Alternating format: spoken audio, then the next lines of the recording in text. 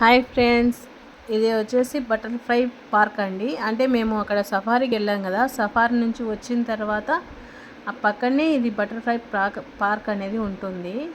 ఇంకా ఇక్కడ చూడ్డానికని కెన్ని వెళ్దాం అంటుంటే ఇక్కడికి వెళ్తున్నాము.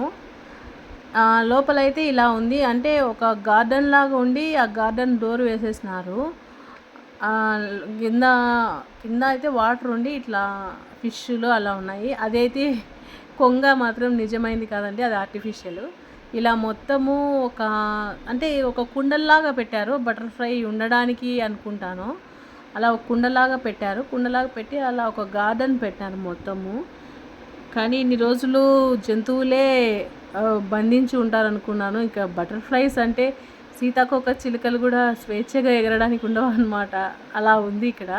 ఓన్లీ ఆ ఉన్న గార్డెన్ మాత్రమే ఒక హౌస్ లాగా, ఆ గార్డెన్లో మాత్రమే ఎగురుతున్నాయి ఇవన్నీ ఫ్లవర్స్ ఉండి.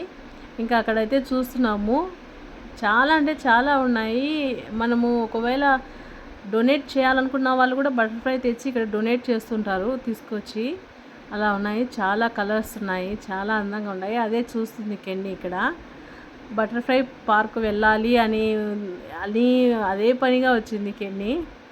ఇంకా ఇక్కడైతే చూపిస్తున్నాను, ఈ అట్మాస్ఫియర్ అయితే బాగుందండి. అంటే గార్డెన్ కదా, పచ్చగా చెట్లు చాలా అందంగా ఉన్నాయి, ఫ్లవర్స్.